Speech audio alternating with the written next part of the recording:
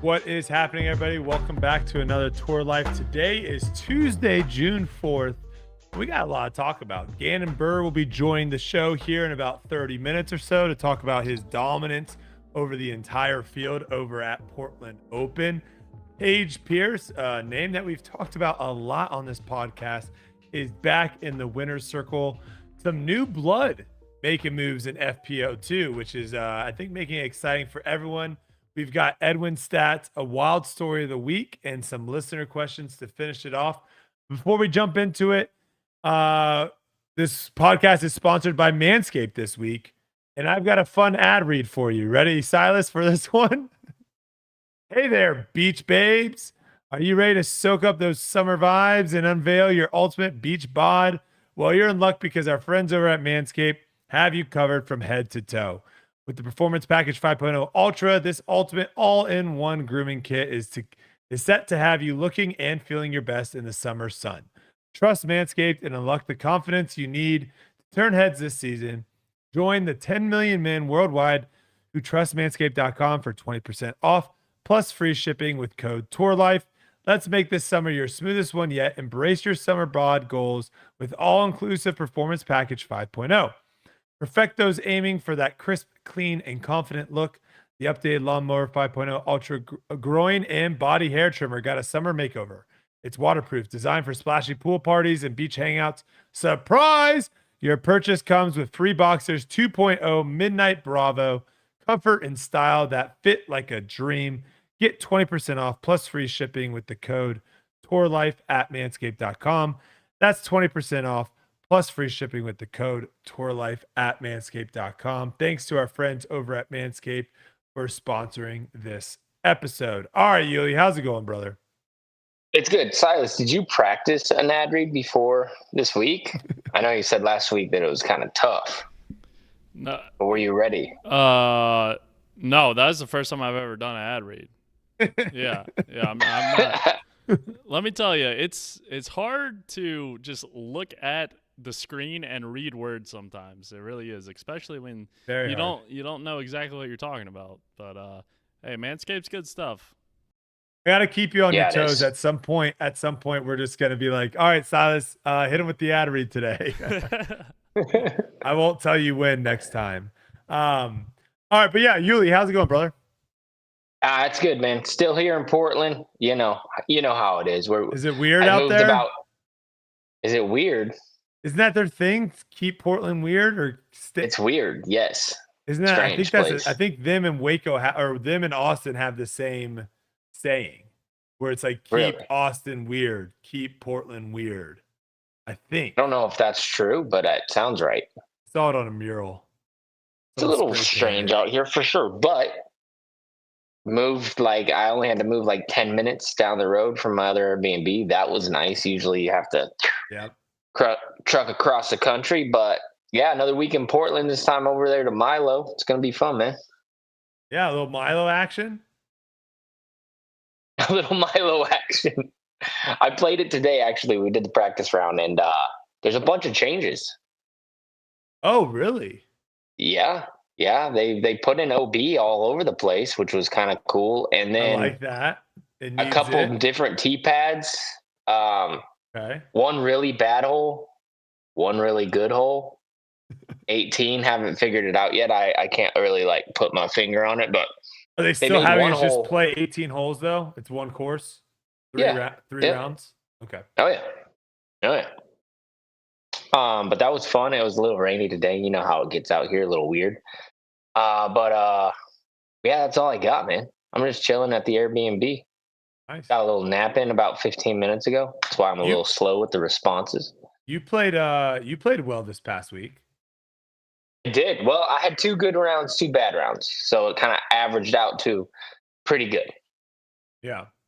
Like a good round on those courses too also means so much more than a good round on other courses. Like absolutely. Those courses are ones that if you go out and you don't play well, I mean, we're going to go down the leaderboard and kind of show it off, but there's people that go out and shoot a couple over par.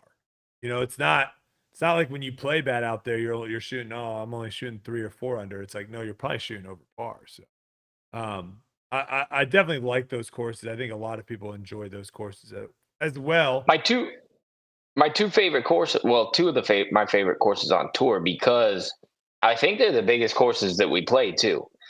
But it's proof that you don't need just distance to make a big old course good. Like, there's a lot of shot shaping off the tee. You know what I mean? Like, to get into position, like they said something like the average position play was like 430 feet or something. Like, to go like 430 or whatever. And it wasn't just like, oh, here's a straight shot. It was a lot of shaping, like get out, get on an angle, ride that angle for a long time. Otherwise, you're done. Yeah, I like Not it a lot too. of holes you can like really lay up either. You can't just be like, oh, I'm playing this one for par today, because that's not going to get you anything, because the greens, a lot of those greens are so protected with tiny gaps to get in that you really kind of need the distance to take on those gaps, so that you're, instead of like being, 250 in, it doesn't help you to be 250 compared to 350. It's the same thing. You might not get in there. Yeah, no, I think the way they have that course set up, watching coverage and stuff, I was like, man, like that is such a fun course to play. I remember how fun it is with you don't feel like you're really throwing the same shot over and over again, which I really appreciate. I think fans watching also appreciate that. And I think the distance on the holes that require that shot shaping is a good distance to where sometimes we see holes where players can throw like a terrible shot and make a 60-foot putt for birdie. And that doesn't happen very often out there. If you don't throw a good tee shot on a par 3, or you don't throw a good tee shot or a good second shot into a par 4, you're not looking at like a C2 putt. You're looking like outside of circle 2. Because I remember too, that course was like you would get a lot of C2 putts, and you wouldn't be feeling like you're throwing terrible. It's just there's actually a difference between a great shot gets you into C1 and a good shot gets you into C2, where a lot of times a great shot gets you to 10 feet and a good shot gets you to 30 feet. And those kind of are the same. So I think it does a good job of like having that score separation out there that we look for in some of these tournaments. Yeah, but like I think my main point that I wish people would hear more is long is fine. Just make a shape some shots. Don't just have it to where it's like endless amount right and left, and your height is endless amount, and now you go. You know what I mean? Because there's not a lot. There should be a couple holes like that, because that is a skill. But having low ceilings and shot shaping on big courses, it does, like, it's still a huge advantage to throw it super far, but it's not going to kill the shorties like myself. And if you are going to allow players with multiple lines and allow them to get creative in what they want to throw, we need to make these landing zones more prominent. And like the one that jumps out at me that I think a lot of people can still remember is Champions Cup, hole 18. The tee shot on that hole, you can throw whatever you want. It's a wide open. There's no, there's trees on the left, but they're way out of your way. You can throw a straight shot. You can throw a hyzer. You can throw whatever you really want on that hole, but it's very specific at where you're trying to land it. If you go too deep, you're screwed. If you go too right, your angle's bad. If you go too left, your angle's bad. So I agree with you. It's like we don't want to see holes, and this is why I've always said it's like the holes that we're just playing straight and far are not great holes. It's just not good. I agree. Yeah. I agree. Yeah. Okay. Let's move on here. I do want to kind of go through a little bit of MPO before Gannon gets on here, so we can set up some of the storylines and see what Gannon thinks about everything. So Gannon obviously start to finish absolutely dominated the field. Shoots 10 under the first round, 10 under the second round, 9 under the third round, and then 4 under. But, you could look at, if you're just looking at scores and not actually looking at how the course played, you would think, oh, he didn't really play that well. 6 under was the best round on that day. The course played much harder, and not really surprised there, right? It looked like it was pretty sloppy out there. Footing probably was a little tough. Yeah, and no, all around, and it was like some of the holes were super windy as well. So like 18 played extremely tough. A couple people made it look really easy, but there was a prominent left to right crosswind that really made like that cover on the right hand side where that pond is. That cover was playing pretty tricky. A lot of people were laying back, which then they had that shot coming into the green or getting past the little knoll right there.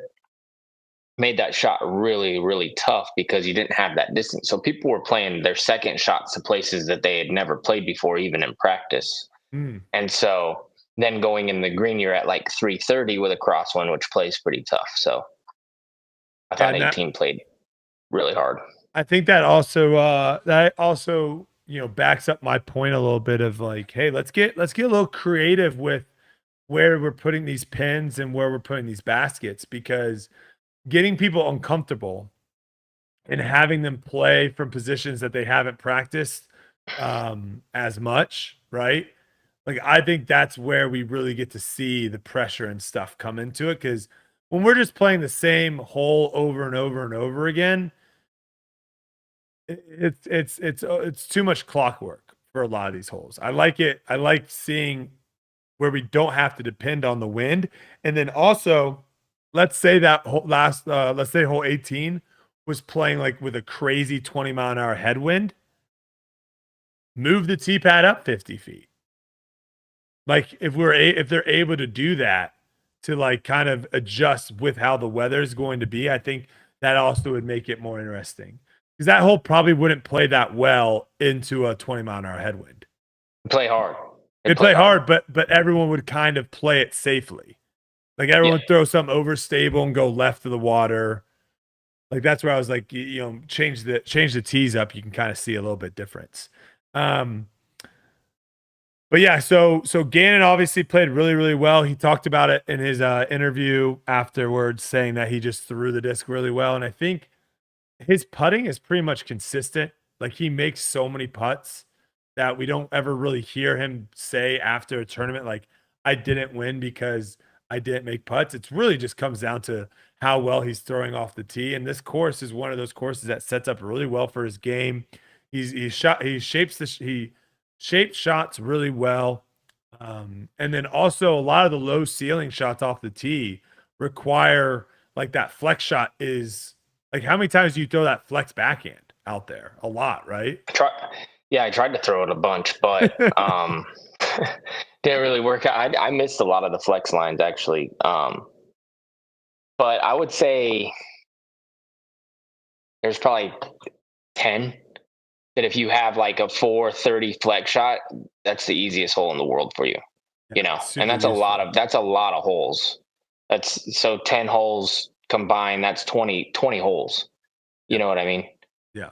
Over 2 days or 4 days. That's a ton.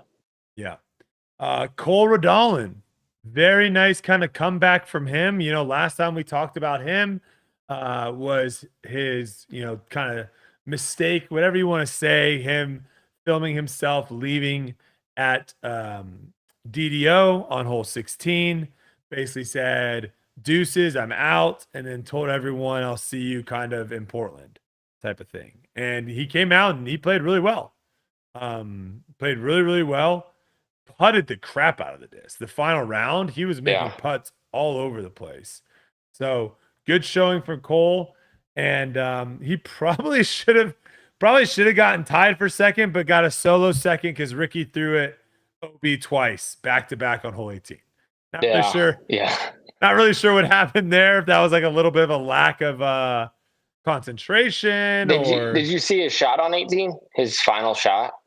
Yeah, that skipped like 60 feet to the right. It was just a wild skip. Yeah, okay. It was just an absolute wild skip. Yeah, it was pretty unlucky actually on Ricky's His part. second shot wasn't great. His second shot, no, because again, like something that course I think is hopefully going to continue to do is like fairways are fairways and OB/rough is like OB/rough. Like there's a lot of courses that we would have played. His shot would have like skipped in. Yeah, but out there, like that's thick grass that's left of It that is, OB, and you're not gonna if you land.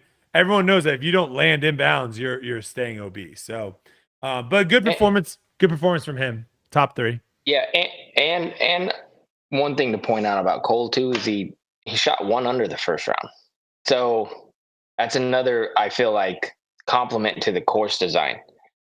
You can shoot 1 under and it doesn't completely take you out of the tournament because good rounds are so valuable out there.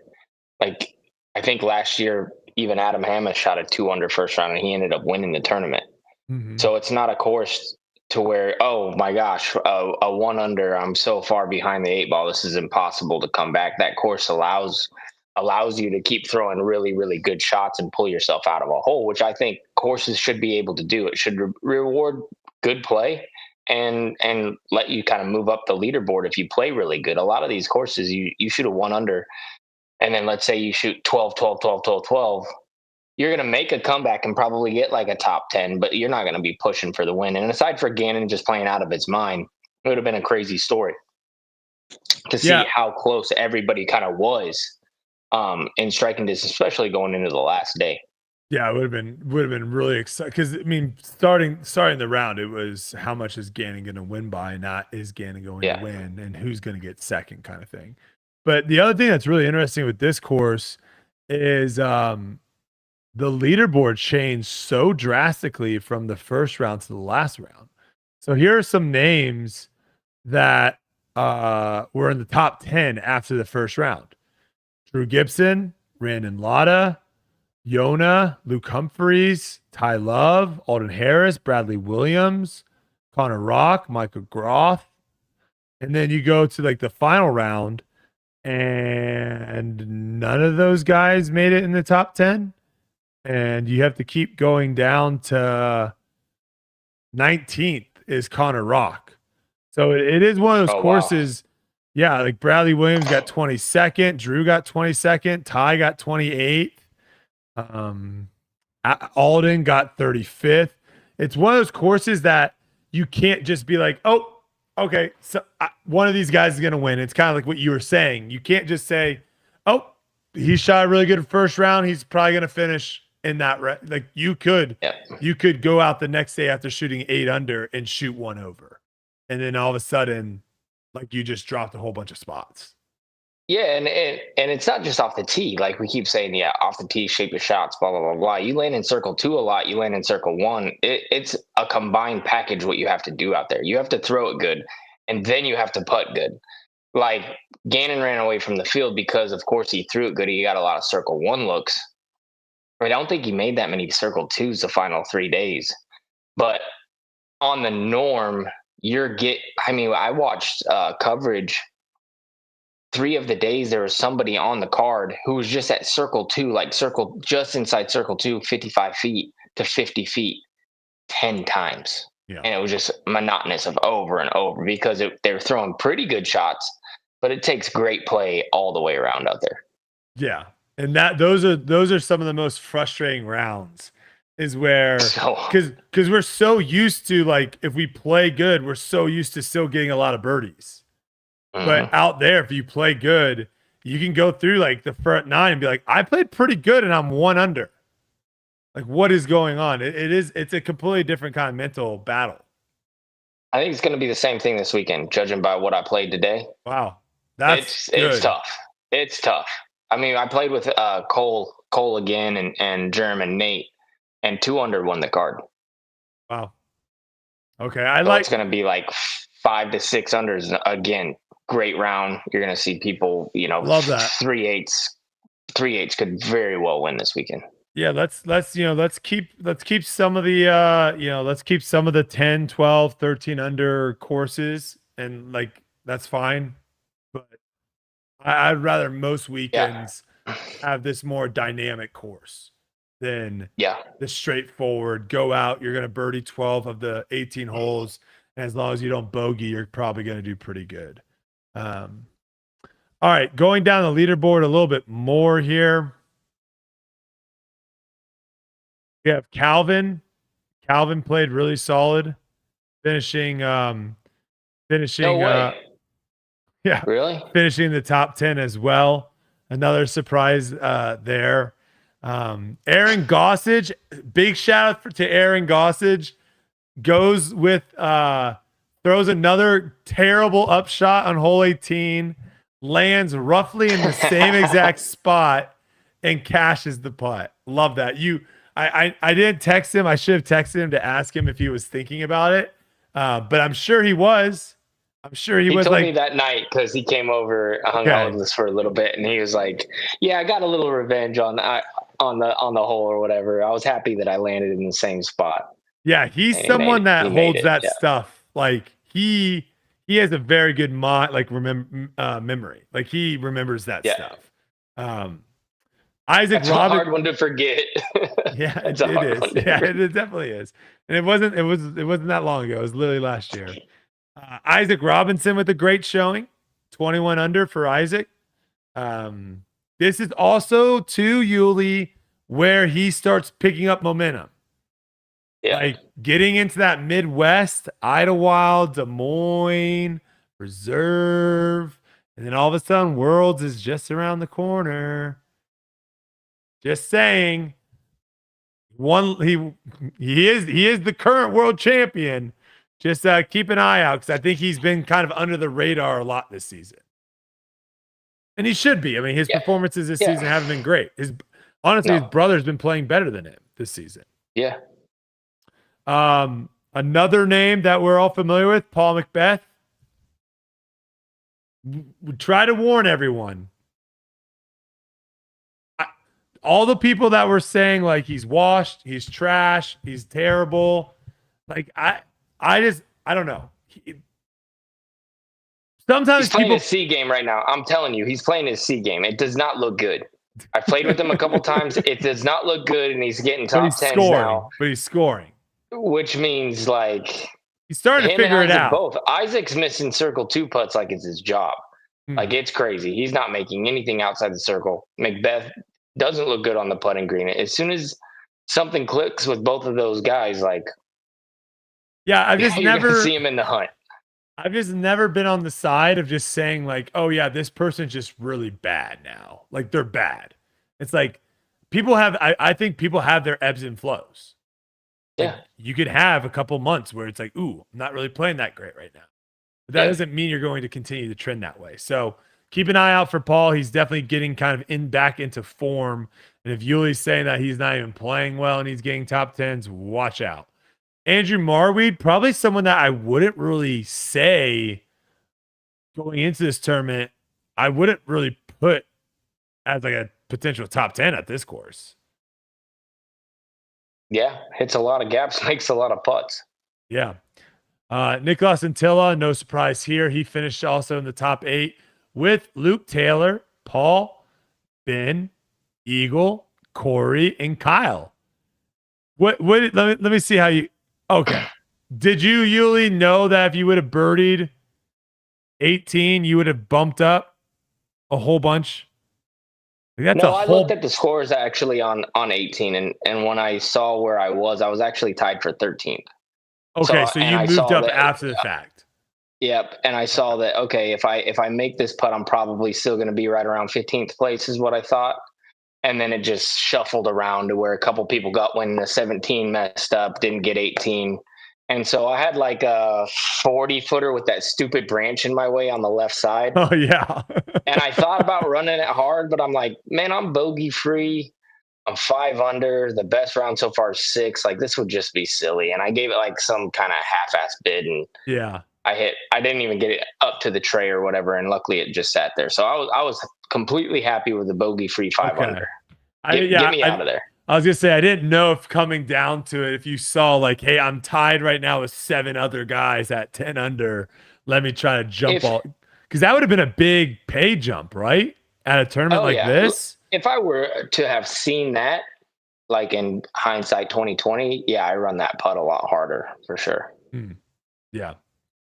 All right. So moving down here a little bit, Colton had a great showing too. Good to see Colton playing some good disc golf. Andrew Presnell, again, another top 20, just kind of sneaky being around all season. Yeah. Very nice for him. Drew Gibson had a great first round. Good to see him kind of firing all on all cylinders again. Did not have a good final round. Shot 4 over, so kind of fell pretty far off. He would have gotten a top 10 if he would have played decent the final round.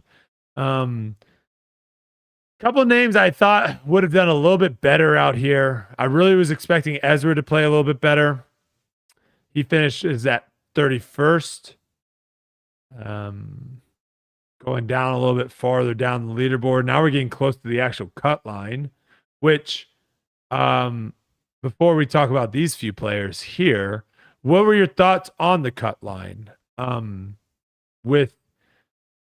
It's been a topic we've brought up a couple times, but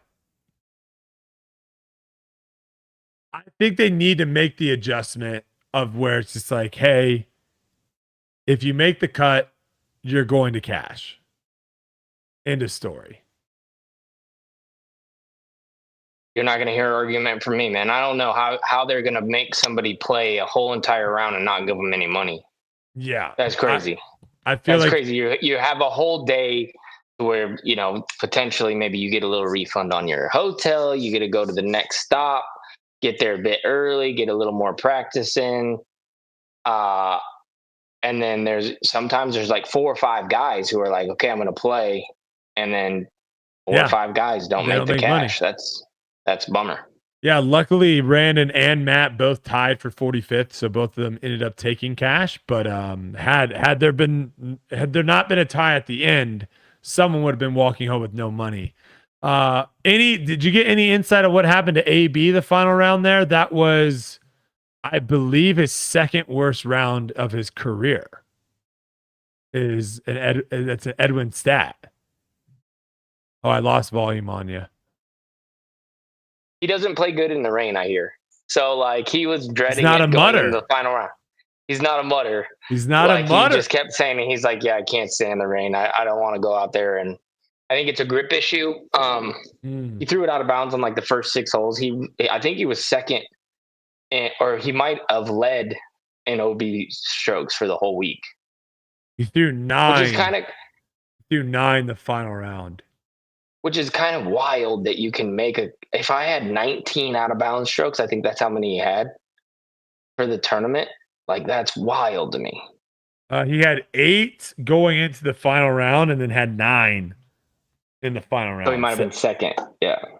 I mean, clearly it shows that he has some sort of problem with bad conditions. Well, with rain. I think his caddy drenched his bag before, on the first tee or something. Oh no! It was a nightmare situation. Oh, no. To where his whole bag was just completely drenched, and then it was okay, we're off. Oh, it is. But there's some people like that you just know don't play. I love the horrible conditions. It's my favorite. Ricky. If it's bad, Ricky's gonna be playing good. Yeah. I don't know what it is, but I like the fact when I see rain's going to be all crazy and stuff. The one thing that does frustrate me though is when it's going to be rainy for you but nice for other people. Then it's more of a mental thing to where I'm like, oh, this is so bad. This is the worst. Oh man. The thing I was going to say too is it's weird because I think because of how slow disc golf is, and you're just kind of walking. And you're never really getting your heart rate up and stuff like that. I don't really enjoy playing in the rain. But when it came to Ultimate, I loved playing in the rain. Loved it. Yeah. So, I don't know. I mean, it doesn't bug me too much. It's definitely 100% better when you have a caddy. 100%. Because having to try to put your bag in Brad's clutch in the rain, let me tell you. It's you can hand them a disc that's wet, and then you can go throw your shot. When you come back, the disc is completely dry. Having a caddy when it's rainy is an absolute huge advantage, unless you're AB's caddy and you soak the entire bag before the rain starts. Did he Was he standing next to the tent where the tent has that water puddle? What happened. And someone he's got Shamood splash zoned. Oh my That's exactly what gosh. happened, apparently. Oh no. That's funny. Yeah, I don't like windy. I would do anything to not to play in the wind. Like See, a I'll little take breezy's wind over fine. rain all day. I'll take Wind over now if cold it's too. I'll take them both. I'll take windy, rainy, cold, or all three. But I just wind. I'm the worst. All three is the worst. That's my favorite thing to play in. No. In a tournament? Yeah. Oh yeah. That's the pits. Dude, you just watch people with bad mental games just go. Oh yeah, of course. You can see people crumble, but like you can't feel your hands. I hate that. No, you can. You can. You got to have a system though. You got to have mitts. You got to have you got no mitts. Mitts make it too hot.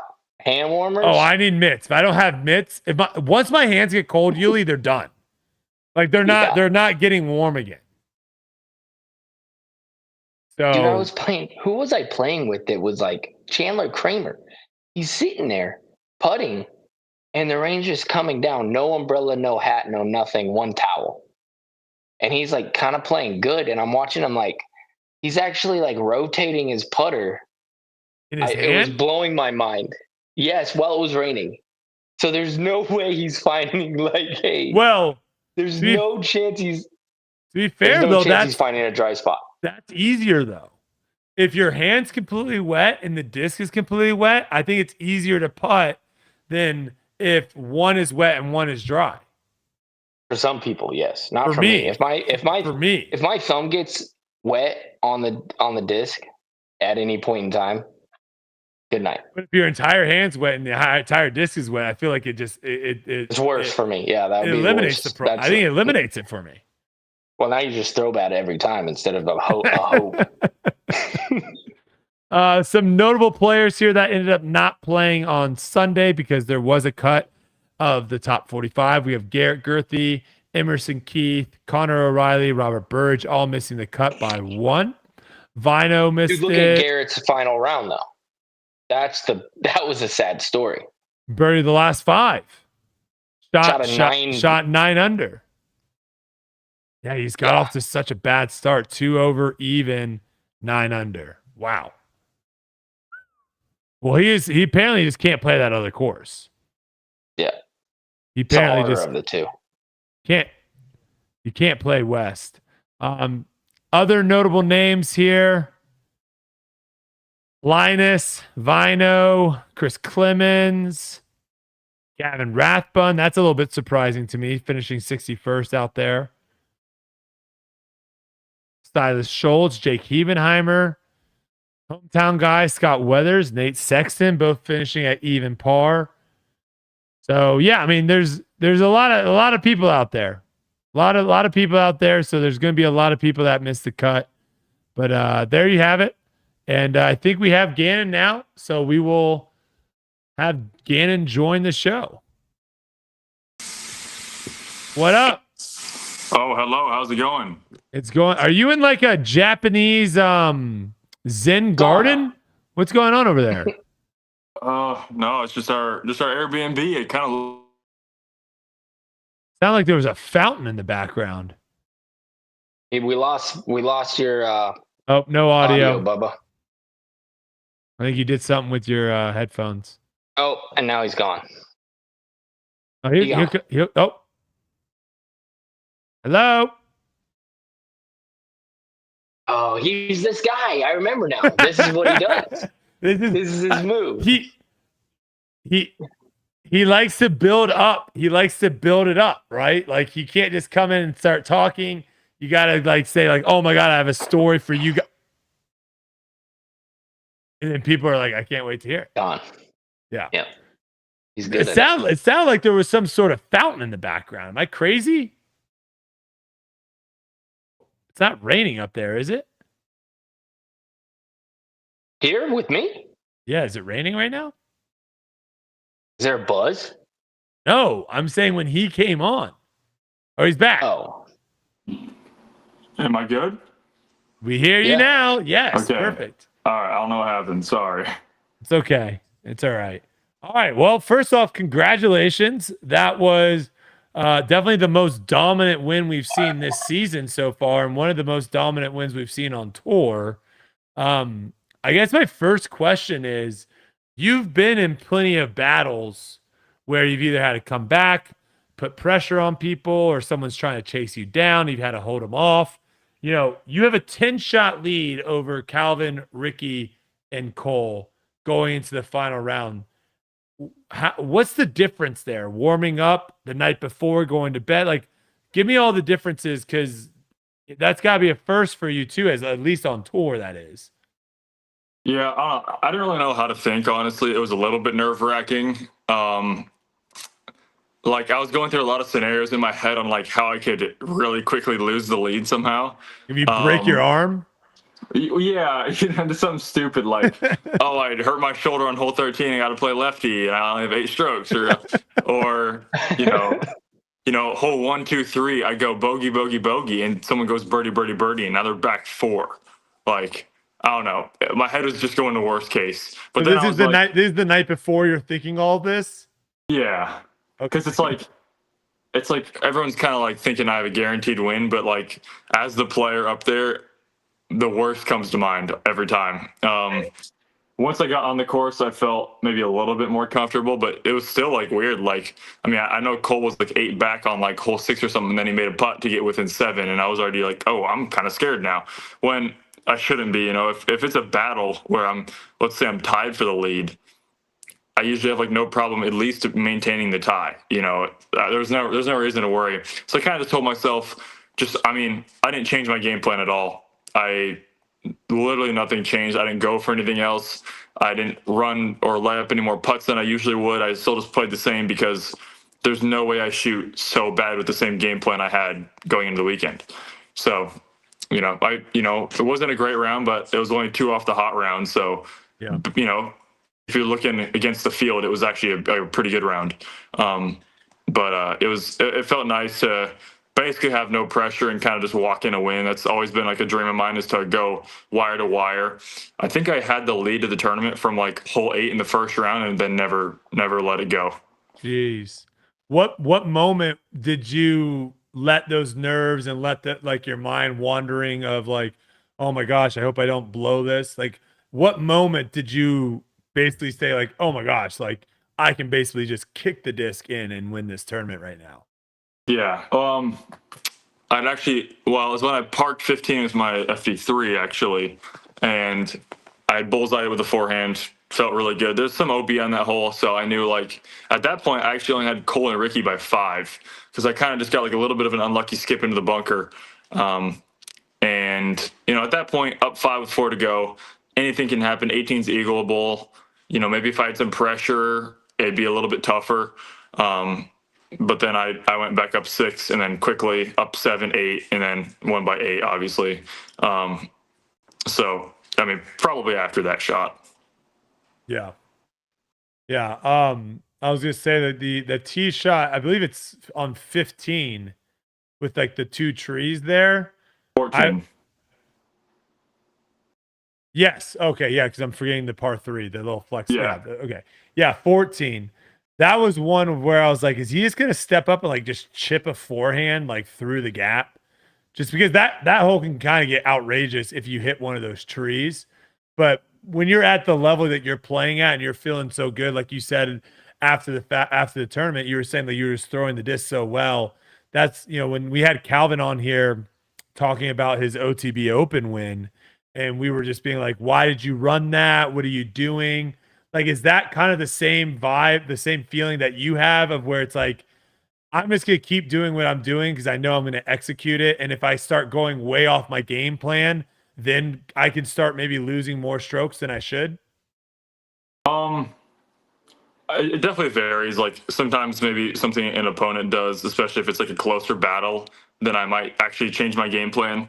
I remember like in Vegas this year, I was like either 1 back or tied for the lead at one point in the tournament. And there was a hole I was planning to play for par in the round, but Connor Rock actually ended up pretty much parking it. And so I knew I had to go for it. So maybe in a situation like that, I changed my game plan. Most of the time I still practice that shot just to, pull it out of my back pocket if I need to. But, on a tee shot like 14, I watched the 3 guys ahead of me all turn it over too much. I actually, when we finished 13, I checked the wind because it's a good spot to see what the wind's doing on the next hole. And so I did that, saw it was a head right to left. I knew what was going to happen. All 3 of them got slammed and turned into cut rollers. And so I threw much more hyzer out of the hand instead of anhyzer. That way it pushed through the wind, got the distance, and then it started to flip once it got in line with the fairway sideways. And so, that was a really good feeling shot. It's a gap where when I'm playing that good, that's not like the thing I think about. It's more about like just where the OB's at. So the gap doesn't even come to mind. But I know how it feels like if you're having an off throwing week or maybe even just having an off day, that gap can look tiny. What about like you brought up Vegas? Were you trying to like protect your lead in that one? Or how did that one kind of get away from you? Obviously, Connor shot a 1090 rated round or something ridiculous and was just birdieing every hole. But you keep kind of bringing that up, and I heard you talk about it in your interviews after your second and third round. Yeah. So did you learn a lot from that, or kind of walk us through your mindset? A little bit. It was kind of weird. Like the final round of Vegas for me, I felt like I had played like a 12 or 13 under round. There was so many shots where I threw identical to people, and I would just get the bad result of them. And then I would get I had a roll away. I think I had like 4 spit outs that week on those disc catchers, which I usually don't get. And I didn't. A lot of them were like not even hard putts. I felt like. So I don't know. I feel like that week I was just getting like a little unlucky on a couple shots that like meant a lot. But after round 2, when I was averaging 1080, I had 7 strokes on 3 players that I'm like 20 or 30 points higher rated than. So, I was relaxed for the first 2 rounds of Vegas. And then when I knew I had that big lead, I'm like, okay, you definitely can't choke it away now. And then played a bad round 3. And then round 4, I felt like I played fine. And this is not like a diss to Connor Rock, but I wasn't actually worried about him too much. I was more worried about Calvin at that point, just because I know like Calvin's history with this tournament. And he's played really good here.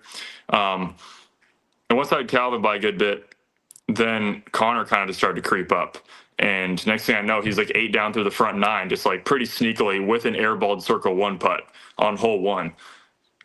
He might have hit like the bottom of the cage maybe, but yeah, just very quickly, I lost the lead and I never got it back. I got within 1, a couple things just didn't go my way. Missed maybe a couple like 40, 50 foot putts that I probably needed to hit.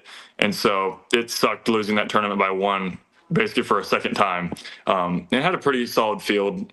Calvin and Isaac were in the field, and then a lot of good, 1030 rated pros. So I was definitely just trying not to have that happen again. I was pretty nervous going into round 3 at Portland because I started off 1 over through 4, and I'm like, oh no, it's happening again. Because round 3 in Vegas was my rough round. But then I bounced back. I got a birdie, and then I got 9 of the next 11 holes in that 3rd round. And then I even had an opportunity to shoot like a 12 down and actually missed like 3 holes at the end. But yeah, overall, I just felt so good to kind of secure that win almost after the 3rd round. How are the crowds out there this week? It was pretty solid. It was like definitely one of the best, if not the best, the whole year. I felt like in terms of how many people were there. I felt like it was a pretty good sized gallery for like how it's been recently. So yeah, it was really nice to see, especially because like the weather was really bad. It was good to see people, take their time out of the day. It's obviously Portland, so they're pretty used to it, but still great to see that many people out there.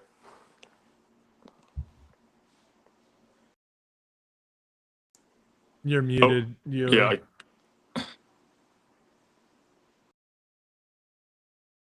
He's the problem now.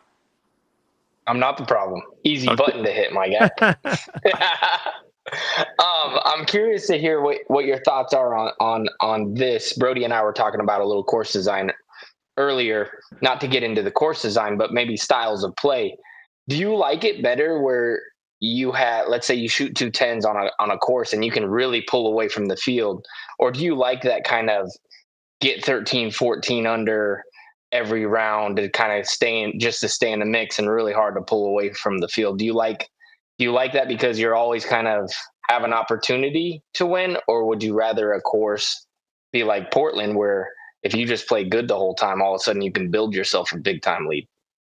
I mean, Portland is like, it's they're both one of my favorite courses.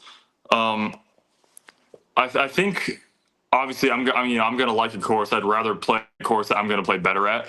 And so Portland is like my ideal course if I'm looking to win a tournament, because there's a lot of like, especially if your throwing feels good that week, you can bite off a lot on some of the par fours, go a little bit more aggressive. But if you're throwing good, it doesn't seem risky at all. And I think this course makes you game plan really well. Not that there's, like I said, there's not really tight lines, but there's landing zones that there's different ways to get to them. You need forehand and backhand out here, up shots, drives off the tee, bunch of different angles. I threw hyzer flips, I threw flat, I threw flex. I think for my success, the best part that I excel at is the far par threes that are like distance driver shots that you need overstable and accuracy. I feel like even at like 500 feet, I get up and down most of the time if I have some room to work the disc. There's a lot of par threes out there that are like 460 to 500 that I'm just, cranking over a super overstable PD2 or like one of my new MD5s if it's a little bit shorter of a hole, like maybe 380. And it just like, I don't know. I felt like, I have a pretty simple bag, and when I walk up to a hole, I know that's the disc I'm throwing. And so it just makes it really easy. There's no deciding in the head. It's all up to the player to execute the shots. Just my dream course for if I'm looking to win a tournament. Are those courses pretty much locked in at this point? I wasn't there, so it's a little bit harder to see from coverage, but it looked like the final, I believe it's the West course. It looked like it was the same exact course as last year. So have they each had like 2 tweaks on them. Okay. So not they weren't big tweaks. Okay. Because I think those courses are great. So I'm always a fan of like, hey, once we get a course that's like solid, maybe the only tweaks that we do is maybe mess around maybe with some basket placements. The first 2 days we play the basket here. Last 2 days we put the basket over here. Maybe we change some tee pad locations for some, like make some holes a little bit. Maybe make a hole a drivable par 4 one day and then back it up another. But I think they got to stop trying to like every year, okay, these 4 holes are completely out. We're putting 4 new ones in. Because we got to start building some sort of kind of legacy of the course over time once it gets good, which I think those courses are very good. Yeah, I think like at those, the East course, I'd put like, honestly, like it might be in my top 5 favorite courses on like how it looks. It's fun to play. Yeah. Like one, it's fun to play in practice and it's fun to play in tournaments. There's nothing fluky about it. There's no gimmicky shots except for maybe, what was that? You got your iPad or your iPhone doing its little effect. Okay, well, pull stuff up and that's kind of interesting. Yeah. But I think there's like one bad hole at the East course, and I know they're working on changing it. It's hole 13. You kind of just throw a driver and hope you get through. There is like an outside. Oh yeah, that hole is not great. Yeah. No, not a good hole. And, the course designers know that, and they're working on it. So that's good to see. And, giving feedback and then they're listening to it's important. I think the only thing they can really add is like maybe out of bounds on a couple of the holes to make it even a little bit harder. There's a couple par 4s where you can kind of throw it wherever you want, a couple par 5s where you can kind of throw it where you want. If they wanted to get even more score separation, you could put some OB lining those fairways and making it, making those holes just harder because you're not able to pitch out to an easier spot. You kind of got to keep it down the middle the whole way. I think that's where they need the force carries. Like I think force carries are the future of disc golf design. I think that is what's going to really start changing the game. Now, obviously, it's not going to look the greatest because we can't put lakes and we can't put heavy rough that, is what basically golf courses do to force you to have to hit over something. But the hole that we just talked about, hole 14 at Portland, like imagine if there was OB in that fairway that was, let's say like 50 to 70 feet long, similar to what they did at DDO. Like what they did at DDO on hole What about like European Open hole 3 when it's a par 5? Hole 3 European Open, hole 8 at DDO, of where you're basically making it to where now players have to make a decision. Do I want to lay up short? Or if you throw a bad tee shot, now they have to make a decision. Like, do I want to try to get over the force carry? Yeah, right? Like, I love that a lot. Texas State's had that too. Texas State's had that on hole 3 as well, I think. Three. You have to go for it. They have a hole like that here at Beaver? The Beaver State. Yeah. I think they're slowly. No, but it's not it's not what you think. Good? What is that? It's a new hole. It's a new hole where they put the OB like 13 to 12 feet short of the basket. God, have you played it yet, Gannon? No, I know what you're talking about. It's like there's old hole 2 at east or west. Yes. So it used to be big hyzer around the corner. You get in position, and it's like the most beautiful green ever. It's nice. Oh, that like cove. Yeah. They made the cove out of bounds. That little water strip right there? Mm-hmm. So it's only like 5 feet wide? No, it's like probably 25 feet wide. And then, probably like. I'm okay with that, though, because that hole was too easy. That hole was too easy. No. And then it's a super far par 3 now. Yeah, it's 440 now. Wait, what? Yeah. Yeah, I heard it's like 450, and like you can throw the best shot ever, and if you come up like 1 foot short, you're just basically taking a bogey. Yeah, and if you clip anything, you're done. Yeah, it's awful. It's awful. I want to get rid of it. No, what hole's this? No. That's 12. Incorrect. I want them to just get rid of it because it's a baller par 3 without it. Without the OB? Oh, that's what I'm talking about. That's like one of the par 3s that I like is you can rip a fairway driver super hard or a driver. And it's just kind of like it's a bonus birdie par 3, but it's not unfair if you take that OB away, those are my favorite holes. The problem with the force carries is it's going to make my lifespan a lot shorter because I'm stressed all the time when I have to think about that. That's what I want to see. I want to see where I know people have to constantly be thinking about what they need to do. Like that is one part of disc golf that we did not take from golf. Is like let's not actually have to think about anything. Oh, like let's not even make you think about how to throw your shot differently. Here, just throw it exactly the same, and here's a disc that will do it for you. Like, and that's a whole different other story. But if we really wanted to see disc golf get super creative, it's like let's limit how many discs you can have, because then players would have to really get creative with their shots. Versus there are guys out there that throw the same exact shot, they just change the disc. I was gonna say, like, I don't know if I like that. I feel like people would be better if they were forced to throw less discs. Maybe. I mean, I think people on tour bag way too many discs sometimes. I feel like if you're bagging more than like 23, that's a lot. 43 right now. Brad had a count. 43 of those bad boys. We got Jake Wolf at like 75 or something. Yeah, he's got two games. Gannon, question: with where you are right now, how consistent you've been playing? When you play good, is there somebody out there that you're worried about, or do you know at this point where you're at? If you just play good, Gannon golf, you're gonna win. Or are there skill levels still out there that will match that? Like, where's your mental at as far as that goes? I mean, the two I worry about obviously are Calvin and AB. AB has I don't know. They all have their like good parts and bad parts. AB has that big forehand, and he's, it's not just big. He throws a lot of different shots with it. Calvin also has a forehand, but it's not that. I feel like he doesn't lean on it that much. It's very usable. It's not like it's a bad forehand or he shanks it often. He just doesn't throw it that much. But those two players for sure. I mean, when AB was really hot at the beginning of the year, I mean, it felt almost impossible to beat him. But at the same time, I was keeping up pretty decent. I feel like this year specifically, I've already had a lot of hot rounds, more than I've ever had in my life, where I'm just like, if I get going on a round, I've had a lot of like 10, 70 plus rounds this year already.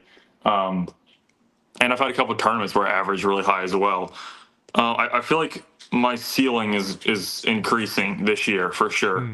I just feel like I'm able to get more under par for a tournament than I have been in the past, more consistently. Like it's happening more often. Why do you think that is? I don't know. I think I'm really comfortable with my bag. Like I said, I don't bag that many discs, and so when I walk up to a hole, there's almost always just one disc that can work for the hole. You know, I bag 3 drivers, I bag 4 fairways, I only bag 3 mids right now, 2 throwing putters, and putting putters. So have you ever thought about just popping a little like 20 extra ball in there and seeing maybe if you were like, what if you start averaging like 11 hundo, dude? I feel if I don't know. If I have to think, here's my problem. I do have a little bit like a mental goes back problem. to the thinking. Well, if I throw a shot, if I bag a lot of discs and I throw a shot with a disc and I'm between discs, I'm on a tee pad, I'm like, I have 3 discs in my hand, I have 3 discs that can make this shot work, then, you know, maybe I throw it and it flips a little more than I was expecting it to. Well, then it just feels like it was the disc's fault, not my fault. But if I only have 1 disc that can work for that shot, in my opinion, it's always my fault if I throw it bad. You know, you can still get unlucky wind balances and stuff like that, but you really just get in tune with your discs. And if you're if you're really mentally in tune with your discs, you can go so far in this sport, because then once you have a disc locked in, then your actual skill of throwing just a disc in general, I feel like can be applied to the course a little bit more, if that makes sense. I feel like you can. Hey, Brad, get rid of my discs, dude. Yeah. Just start chucking them out of there.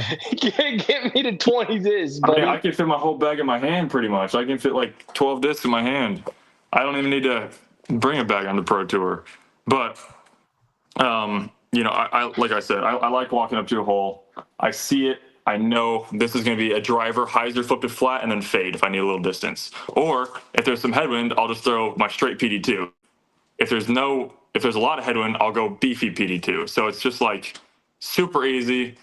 It's my fault if I throw a bad shot. I don't know. It makes disc golf simple, takes thinking out of it. I know Simon does that a lot too. I mean, he throws that, I think it's a Dimension, that white and black rim driver. He throws a Hex and he throws a Tesla, and that's like his whole bag, and he plays amazing. And so, I don't know. You can look at it both ways. That's just how I like to play. Yeah, keep it simple. So you did bring up AB and Calvin as the 2 guys that you look at as like your biggest competitors. And, you know, no surprise here. Those are the 2 guys that I would say going into this tournament, those were the 2 guys that everyone had on their player of the year ballots, right? And we're now halfway through the season. So the player of the year is only going to ramp up after every tournament. People love talking about it. So we had our stats guy, Edwin Stats, pull up a graphic with you 3 and a little comparison here. So looking at this, you have elite and major wins. AB leads with 3. You and Calvin both have 2. Average finish, you actually lead in that category at 5.1. Calvin's at 10.1 and AB's at 11. Birdie rate, you lead in that category, 47.5%. Fairways hit, you lead in that category over AB and Calvin, but you're 8th on tour. Greens in regulation, Calvin actually leads in that category at 45.3, but you're just behind at 44.8. Scramble, you're actually first in scramble as well at 51.7. Your C1X putting is 6, and your C2 putting is 7th. So looking at all these, you know, you're pretty much top 10 in all these statistics, and you're only getting beat by AB 1 win, and then Calvin's beating you by 0.5 in greens and regulation. So if voting ended now, and everyone that's listening, we've got, you know, 729 people listening right now, and we could all vote, what would be your spiel to get people to vote for you? Okay. I guess this is all a humble take, I guess. You should tell people to vote for you. So we all know that I'm putting you on the spot. Okay. One of the things to look at is I have the lowest average finish by almost double, I think double. That's important. I think staying consistent the whole year. That's why Calvin won Player of the Year last year, was because of his consistency. He didn't have the most wins. He only finished with 2 wins on the year last year, but he had so many consistent finishes. He was always up there in contention. So throughout the span of the year, he was always, more consistent. You can look at the elite pluses as a little bit of a bonus when it comes to the wins. They're a little bit tougher to win. They do mean a little bit more. There's only 3 the entire year compared to however many 10 plus normal elite series there are. And I mean, that's pretty much it, honestly. I don't know if like the other types of stats matter too much. But if we're looking at, just wins and average finish, those are like the top 2 things that come to my mind. What about majors? Do we have the statistics as far as like who's finishing better at the major? Oh, because obviously majors are the big thing. Yeah, I think Calvin got like 6th at Champions Cup, and then me and AB tied at 10th. Okay. Do you think there's any sort of eye test that should be a part of player voting? Like, ooh, this guy, I just like the way this guy plays. I like the way this guy throws. I think that's the way this guy putts. I think I would lose that to both Calvin and AB, unfortunately. I feel like I have a pretty boring game. They both are, I don't know, a little more exciting to watch. I enjoy watching them, I think, more than how I play. I play I feel like, by the book. I just kind of break holes down. I feel like how they were designed. I do a couple like fun, crazy shots. I had them put that Mando in at Casey wide open last year. We had a crowd, so I wanted to do it for fun, and it worked. It worked, which was an even better part. But there's certain stuff I like to do like that. Obviously I have like Alden's YouTube that helps. But I think on the course they're a little more exciting to watch than I am. I don't know, man. Watching people make a bunch of long putts is one thing that has elevated a lot of people's games over the past few years. Like you think about Ricky Wysocki, polished off the tee, I don't know, scrambling, crazy. And then his circle 2 putting is really what gave him his name. You know what I mean? Because he made a lot of big time putts from deep C2 to track down Paul Macbeth when they were going at it, in those years like 2016, 2018 type thing. So don't sell yourself short. Yeah, we have Daniel in the chat says, I actually like watching Gannon the most of the 3. So shout out to Daniel. I appreciate Daniel. That might be my dad, though. Does not look like your father. Okay. Just gonna throw it out there. That is my dad's name. We can never trust the avatars, though. That is one thing. Never trust the avatars. Okay. He said you can be my. He said you can be my son. I was gonna say one thing is like I am very proud of my one of my favorite stats is the scramble stat. I believe this is my 3rd or 4th year in a row being in the top 3 in that category. I hate that category.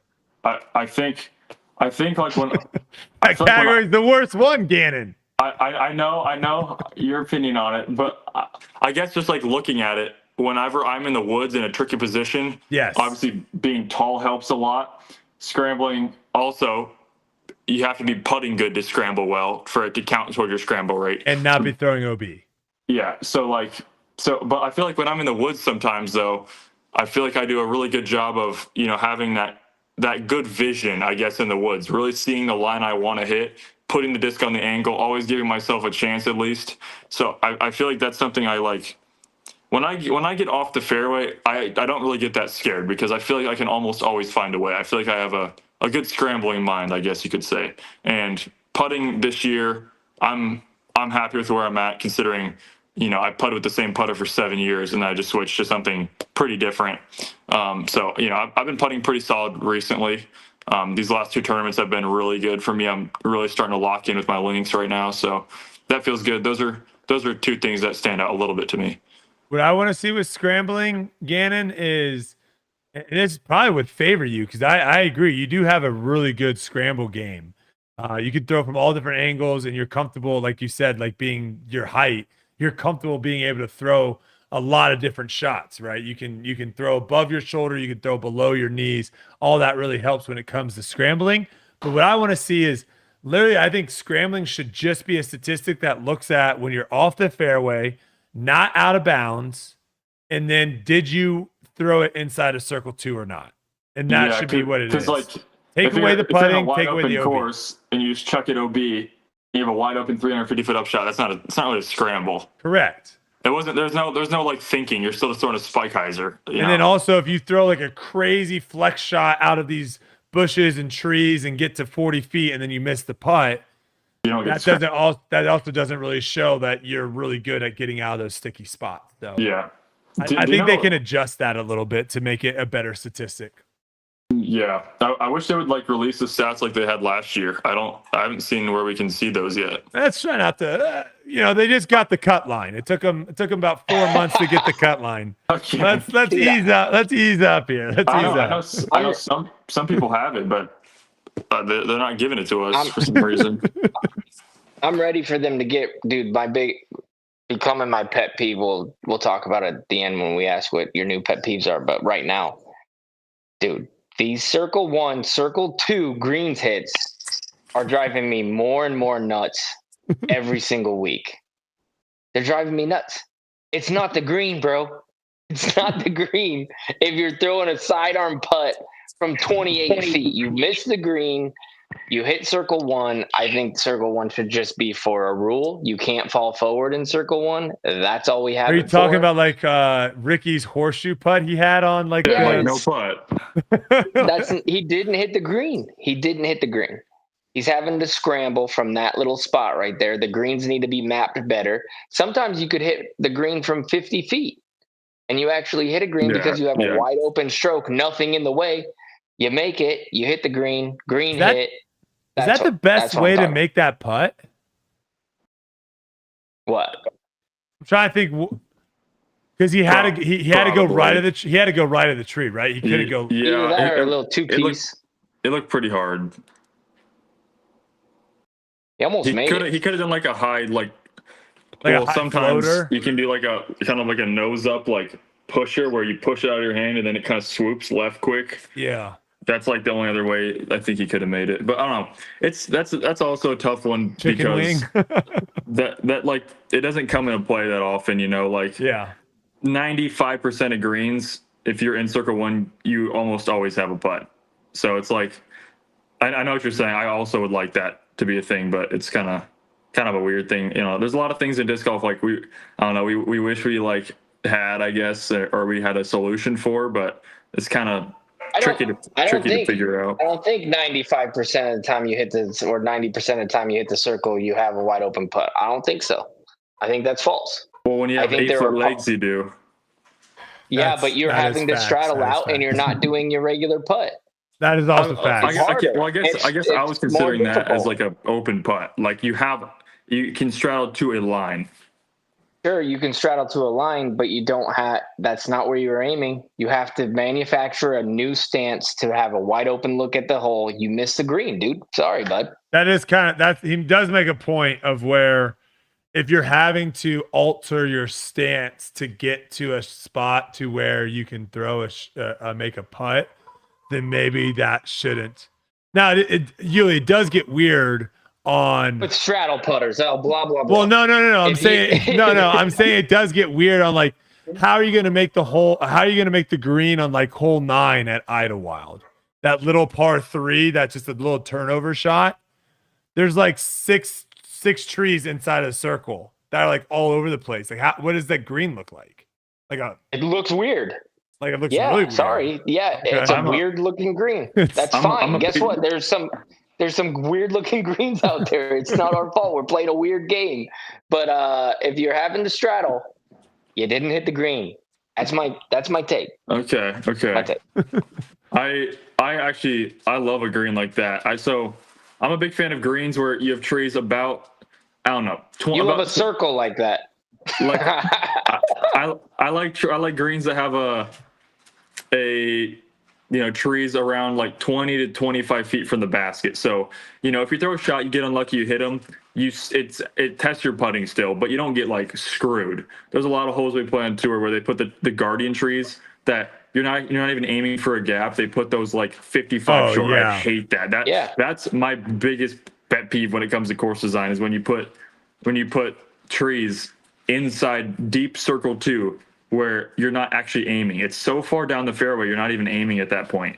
Just chuck and hope for the best. They had that like, what hole is that at like Fox Hills? It's like a kind of a blind shot over the hill, and they had that guy there to be our mandatory guy because you can't even see the mandatory tree anymore. Oh yeah, 15. It's the one right before Ricky's disc hit 14. like the umbrella. Is it 14? 14. Yeah, like we can't even see the gap there. So we're just like trying to chuck a shot. That hole 2 at D-Glow was also really bad. You remember that one where we just chucked it? That was actually a fun one though. We just chucked it off the hill and then we just crashed it into the trees and we just hoped for it to like plinko down. Yeah. I don't like holes that like if you just chuck a shot, if you walk up to a hole and you're just like, yeah, I'm just gonna throw it that direction, that's a bad design. There's always a better way to design a hole. Like, but one of the worst ones is Northwood's black hole. I believe it was 6 for Champions Cup layout. It's old. It's like hole 9 usually at Northwood's black. It's right before you go out to the Open, but it's an uphill Essing par 4. It's after the hole with the kind of logs behind the basket par 3 with OB right. That Fresno airballed that putt in the water. Yeah. Okay. Yes. It's the hole after that. So that hole. Yes. There's like a very small gap, but the problem is that hole is already so hard off the tee shot that if you throw a perfect tee shot, I think you should be able to get away with a little bit on the second shot. I mean, you shouldn't have to hit a 5-foot gap, and if you don't, you have a 70-footer for birdie. Like. And then you got the same score as the guy who hit first available, third to then the good landing zone, and then just got a lucky shot. Like, that's not fair. You're going to love hole 14. Is it 14? Hold on.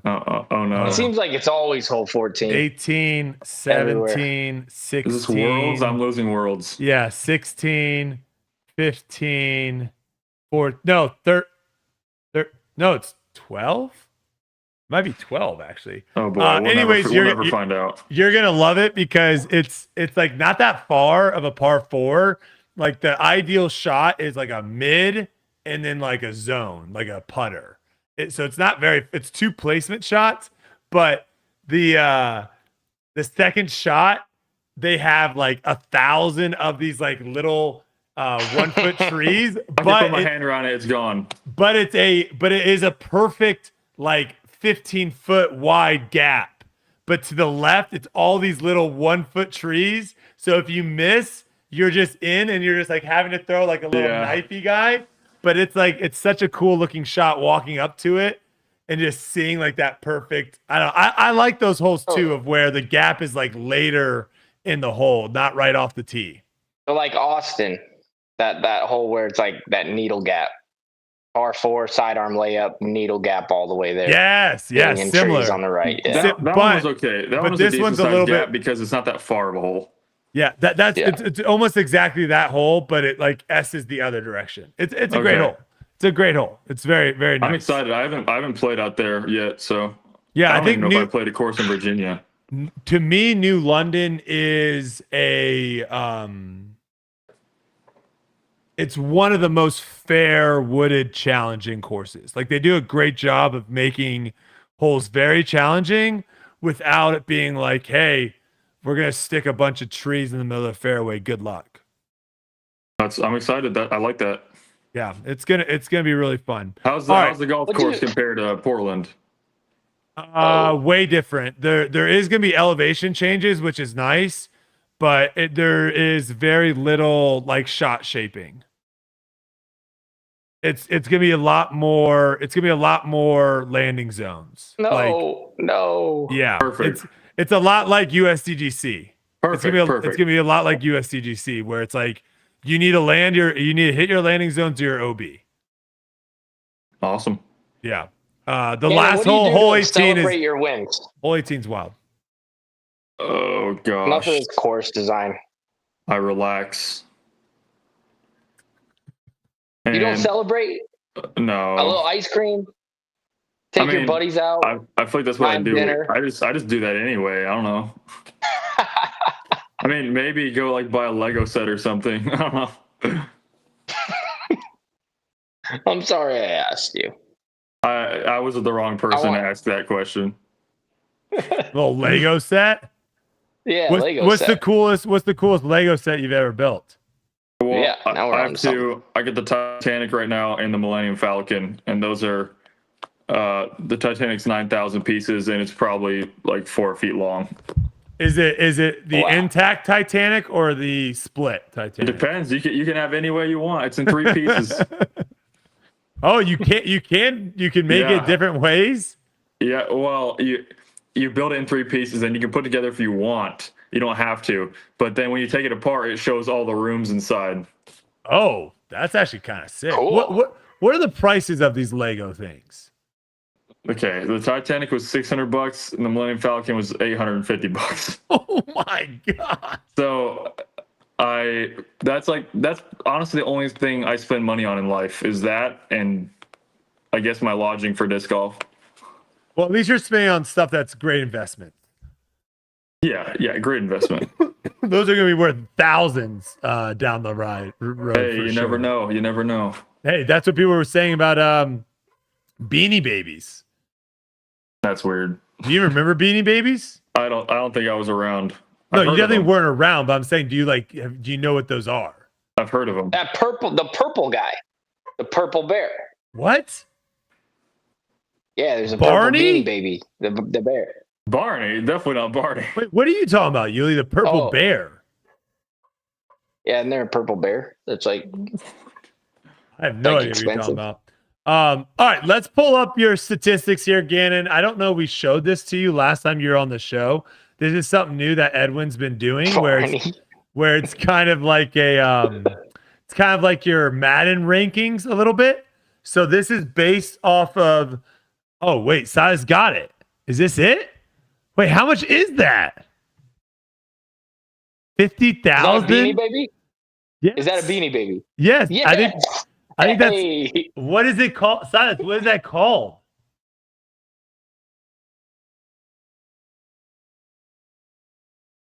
Oh yeah, Princess Diana. Yep. I've heard of the Princess Diana bear. No, I've heard. I've heard of the Princess Diana bear. I did not think it was a purple bear. I've only heard of Princess Diana bear. I did not think it was a purple bear. I thought I was way off, and I just was talking. No, you're some other collectible thing. We're gonna see you on that Antique Roadshow, pulling up all your Beanie Babies, and Gannon's gonna roll in all his Legos.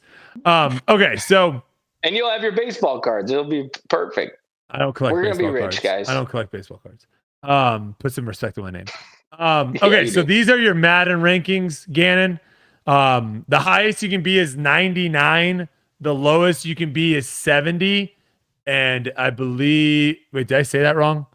Lowest you can be is 75. I don't know.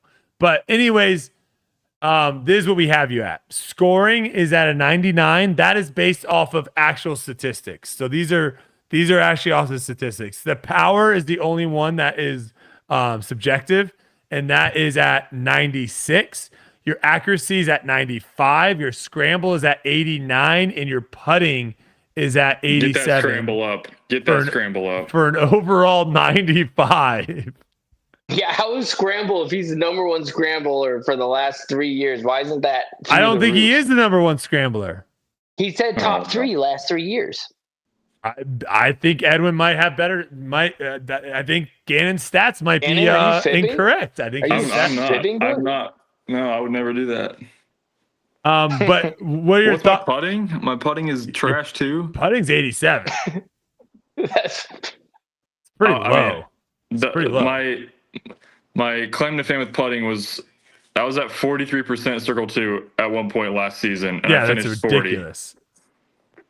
Yeah, I think you might be the only person to ever. I don't think anyone's got over 40 except for me. No, I think you might be the only person to do that plays as much as you do. Mm-hmm. Yeah, that's. I mean, you can definitely just play a couple like wooded courses, never have to play in the wind. Yeah, with no wind, and maybe pull it off. But yeah, that was pretty nutty. So, All right. So you're saying the putting and scramble should be higher. Everything else you're fine with? It's kind of hard to see. Sorry. I think my accuracy could be lower, and I don't know. I'm not sure what to think about power. I feel like that's probably about right. I don't know. I mean, I can throw 600 feet flat ground. I mean, I can keep up. I just don't have that extra gear. I don't have 700 like AB. 96 is pretty high. There's only a handful of people that are higher than 96. I think that I'll take it. I mean, I never throw that hard in the course, so yeah, you don't have to. I'll take it. So Edwin just gave us some statistics here. You're actually 4th in scramble. Ricky is at 55%, and you're at 51%. And when you do the math, it comes out to 89. So that's where you got your 89. Oh, okay. And I think the only people we've had on here that have higher power is AB and Simon. Simon's a wild card. I don't know. He is a wild card. I agree. Sometimes he doesn't throw far, and sometimes he does. So I don't even know about Simon anymore. Was he chucking it at the All-Star event that one year though? It wasn't going that far. Oh, okay. Calvin surprised me a couple years ago. Calvin low-key throws really far. Yeah.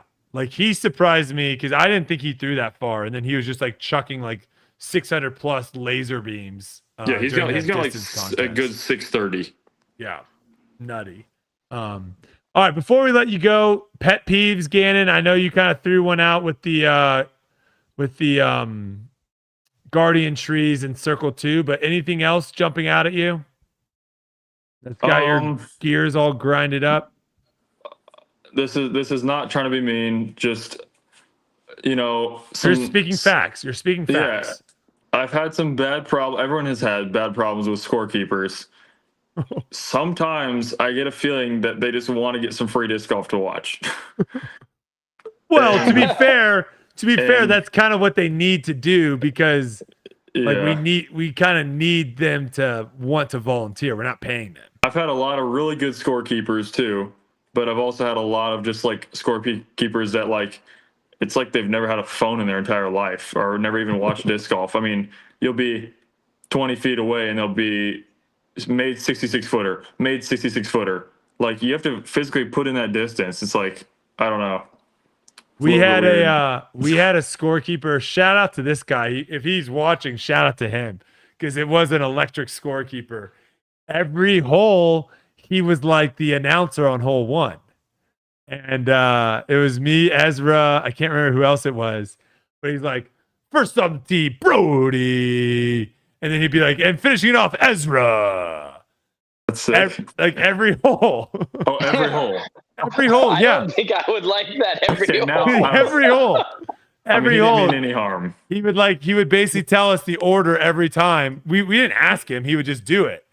But he would like, instead of just being like, all right, it's Brodie, Ezra, Isaac, and Calvin. He'd be like, Brodie, Ezra, Isaac, and Calvin. And we're like, all right, cool, thanks. Hole 14, here we go. That's sick. Yeah, I don't get to answer to respond to what you just said. I don't think there really is that much training going involved. Granted, to us, we've done it so much, it's not that difficult. But if you've never done it before and you're thrown in that kind of, holy cow, I'm like having to score for Gannon and Calvin. Like I could see how it's like a little bit of a pressure job. And if you don't have that, like any sort of training, I don't know. I think they could do something where it's like, at least you kind of walk them through on how to use the app. That could definitely help. It's almost like you should have like a 2-hole test and you watch some players play before and it's just to see how close they get. Cause I don't know, obviously, like you said, we've been doing it a while, but I feel like if you know the general knowledge of circle 1 is 33, whatever feet, circle 2, 66. If you land barely inside the circle, you're 30 feet. If you land mid circle 2, you're 50 feet. It's like that part, I don't understand how they can be off by like 40 feet. Yeah. There's the statistics inside the circle are so skewed. I feel like I've never had a scorekeeper. If you're like, if you're barely outside the bullseye, that's a putt. Like I've had so many bullseye putts in my life this year. I look at it and they're like, Paul made 4 putts inside the circle. I'm like, what the heck? Well, I take my own stats now because I want to have my stats accurate at the end of the year. Yeah, Steven makes a good point too. He says a lot of scorekeepers are being like dragged onto the course like a few minutes before the card, right? When you're in PDJ Live before you're about to take score, you have your 4 names. Next to the 4 names, if you go over, it'll say scores only, scores only, scores only, whatever. If you click that box, you can do full stats for your name. Yep. Oh wow.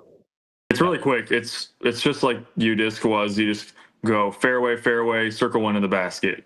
So it's not down to the exact foot like some of the scorekeepers are, but it's at least you're going to get your greens in regulation accurate and your putting accurate. I will say though, like overall, the tournaments that I have played this year, it does seem like we are getting more knowledgeable scorekeepers than we have in the past, and I think it's only going to get better and better. And again, it's one of those things of where I don't think it makes any sense for the Pro Tour to be like, hey, we're going to pull $1,000 out of the purse to pay for scorekeepers. Yeah. So it's always going to be a volunteer job. And as long as like they continue to learn, because that's another thing that we get asked a lot, Gannon. There's like people that just like don't know, like, when should I ask for an autograph? Where should I stand? Like, there's just so many people that have no idea because disc golf is still such a young sport. And Ezra was telling me a story about one of their scorekeepers like didn't really have a sense of space. And so like he would be like lining up a shot and then he'd like look over his shoulder and the scorekeeper would be like standing like a foot away from him. And he'd be like, dude, like, and again, it's like that guy probably isn't thinking in his head like, hey, oh my gosh, look how close I am. Like, this is sick. I'm breaking the rules. He just doesn't know that he should be 10 feet back. He's probably like, I'm getting these statistics right on the money. He's like staring at your see what the player sees. Yeah. I've had a lot of really good scorekeepers too, and it always makes me feel good when I have a scorekeeper. Oh, when you get a good scorekeeper, it's awesome. I look back at my round, like the dream scorekeeper is like, they're quiet for pretty much the entire round, but sometimes they're actually like really cool to talk to. If they're actually like a super cool guy, or girl. I had a really cool scorekeeper, which I thought was awesome because it's very rare to have just a female out there doing scorekeeping. Mm-hmm. I think it might have been my second time, but she was awesome too. She like just started playing disc golf and was like, yeah, I wanted to keep score. This is cool. So, nice. That's sick. Yeah. But yeah, just like, and you look back at your round and all your stats are right. And you're like, wow, this guy was awesome. Yeah. He kept his distance. He only talked a little bit, maybe if he had like a question or two, but other than that, he stayed pretty quiet, got the stats right. There you go. Perfect scorekeeper. Yeah. Europe was awesome. They didn't get any of them. They had one wrong the whole weekend. One statistic. It was sweet. Really? They take it pretty professional over there. They for sure do training, I bet, before the tournament out there. So, all right, you want to hit him with the final question? Any new people you're looking at and you're like, I want that. No way. Some new players on tour? Yeah. I wish I had anything catching your eye. I wish I had a list in front of me. Gavin Rathbun's been playing really solid recently. Yeah. That's so good to see, especially coming after that injury. Joey Buckets, as usual, he's been real solid this year. He's always there's a running joke in my friend group of just like, you're about to tee off on your tee time, you check scores, and Joey Buckets 7 down, no bogeys in the clubhouse always, always, every single time. So what about Connor Rock? You got to play with him quite a bit. Yeah. How's his game? He's been getting definitely a lot better. He definitely excels at open golf, especially if you have hyzers. I feel like he, in terms of being well-rounded and like angle control and consistency, he can definitely improve on that. But if you give him like a little bit of space to throw, he's able to like repeat a shot over and over and over again. And so, I know he played pretty solid at Portland. There's a lot of shots where, you kind of just, once you feel comfortable with the line, you can just hit it every single time. So I think it played to his strengths. But I remember the first time I played with him, I was like, dang, this guy's got really good form, and he's pretty solid. So it's good to see him coming up. And he played great under the pressure at Las Vegas. So no problem there. Dang, like I said, I really wish I had a list of people in front of me. Well, I'll throw this comment in here. Steven Throws Bird says, I watched Gannon putt his final putt for the win up close. Fire emoji. Dude stayed and signed like a true professional. Yuli signed my bricks. Yuli signed my Brixton card. Fire emoji. Handshake. Brodie skipped on me hard. Oh no. Brody. I wasn't at the tournament, Gannon. No, you skipped, bro. You skipped him. You're a skipper, bro. I skipped on him. I'll hit you up next year, Steven. I'll hit you up next year, brother. He'll get you, don't worry. But yeah, you're headed off to Beaver State Fling next, Gannon. And then headed back to the Midwest. Yeah, it's awesome. I'm playing Preserve in Des Moines. We got a week after Beaver State off until Preserve, and then a week after Preserve off, and then we play Des Moines. And then I go over to Europe for 3 weeks for Krokol European Open in Estonia. Then flying back for Ledgestone. So it's going to be a long, like, kind of 5-week stretch right there, but I'm excited. My first time out of the country.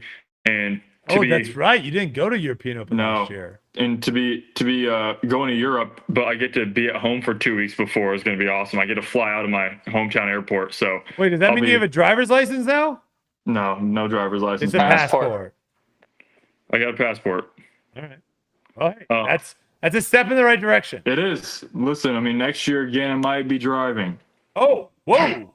Hey, big news. What would be your first car? Probably a Lamborghini. I'm just kidding. No.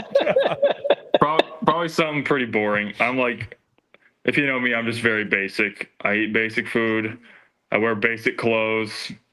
I like Legos, like a nerd. I guess you just like rolling up to the nearest Target in your Lambo to get the newest Lego. Yeah. No, probably might just like, I don't know, Honda Civic rolling up.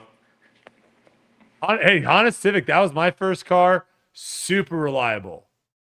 Hey, there we go. That was an option. My first car was a Honda Accord. Yeah, Hondas are great. My Brodie is kind of nasty though, to be honest. It's still crushing it. Brodie. It's still crushing it. Kelsey keeps getting on me. Go car shopping, Gannon, because us being tall, it is quite hilarious. Because she was like, "Oh, I want you to try this," and she got me to try to get into this little Jaguar, and I got in, and my head was like this, and I'm like, I'm not driving this vehicle. Like this is. I was like, I need to get in something where I feel like. Yeah. I don't care what it looks like. I just want to feel comfortable. That's what matters. And the seats got to be comfortable. There's got to be like the right, not even just enough leg room, but the right leg room in the right area. It's just like, it's horrible. Some have like decent leg room, but your knees jack up into like the dashboard. Yeah, it's rough. It's rough, but we're not going to be shrinking anytime soon. You need a truck. Just remember, you both need trucks. You guys are. Get out of here! What am I gonna do with the truck bed, Yuli? Nothing. Drive it. Put your stuff in there. Sports. Just remember, when you drive it off the lot, it depreciates immediately. Rule number 1: don't get a car ever. That is also a dark horse plan. A lot of people lease cars. That is a dark horse plan. You just always have a nice new car. I might just walk everywhere. That is that's definitely a more dark horse plan and probably only works in certain cities. Probably not Des Moines, but you never know. People are saying horse carriage. Oh yeah, we got some of those in Iowa. Some nice horsepower. Yeah. So, all right, Gannon, we'll let you go. Appreciate you jumping on here, brother. Always a fun time, and congratulations on taking down the Portland Open. That was exciting to watch. Yeah, it was awesome. One of my favorite events. Thank you. Good luck this week. Thanks to my sponsors, Discmania, Squatch. Oh, yeah. Everyone, do your shout-outs. Go for it. Yeah, Discmania, Squatch, Chump Chalk Bags, Titan Disc Golf. all the fans that came out to watch. Daniel, yeah, don't Your forget buddies. Daniel. Your buddies. Thanks, my buddies. Just thanks, my buddies. Thanks, Cole, for letting me stay at his house. That was sick. We went 1 and 2 in the Rodalin house. Wow. So that was a good week. I always stay up there for Portland Open, so that's always super fun. We play disc golf and basketball all week. Yeah, always look forward to it. Can't wait for next year. All right, brother. Take it easy. Have a nice night. Thanks again. Peace. Later. There you have it, your 2024 Portland Open champion, Gannon Buhr. All right, let's run through this FPO division here, Yuli. Let's run through this FPO division. So, Paige Pierce, we gotta talk about it. Where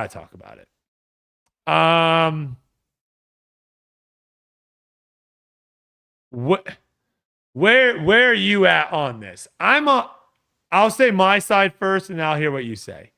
All right. I'm on the side of like great win. She didn't play well the first round. Had 3 great rounds. Fought herself back into the lead going into, I believe it was the 4th round, right? She was 4 shots back after day 1, 3 shots back after day 2. Then goes out, shoots the hot round on Saturday, has a 2-shot lead going into the final round.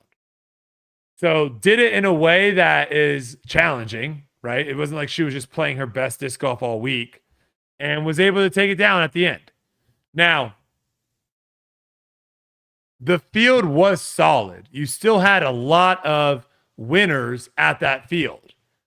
However, there was obviously a big hole with the Europeans. There was a lot of Europeans that weren't there. So I'm on the side. I'm a little bit more on the fence, I guess you could say, this, of where I think she played well. I think this is a huge win for her. Like, I think she needed this. I think she needed to feel winning. I think she needed to feel like she could do it. But, and this is where the but is, I gotta see this now with a full field. And I think that's what everyone wants to see. What are your thoughts? My thoughts are exactly what they've been. Like, she plays good, she's going to win. I really believe that. I think that she won in Austin last year.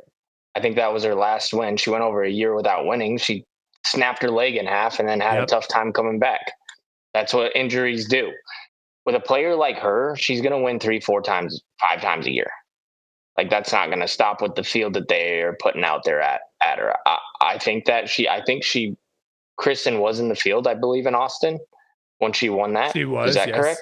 She was. Yep. So there's no problems there as far as her playing good and being able to take Kristen down. Not a lot of people can do that. So that's where I'm at. She throws far enough. She putts better than pretty much everybody when she's putting good. Yeah, I think that I want to see her this weekend here at the Beaver State Fling, see how she plays. And a couple tournaments kind of leading into the majors. And then with somebody like Paige and Kristen, that's where the mark is set, the major championships, European Open. Mm-hmm. That's where I want to see like who shows up type thing. Yep. But this was a great win, and one that kind of maybe shuts up a lot of people that were talking that she and she hasn't been playing well leading into this, but people are forgetting. I mean, she's coming back from a serious injury. It's on her plant leg too. Like, it is a serious injury, and it's nice to see her playing well.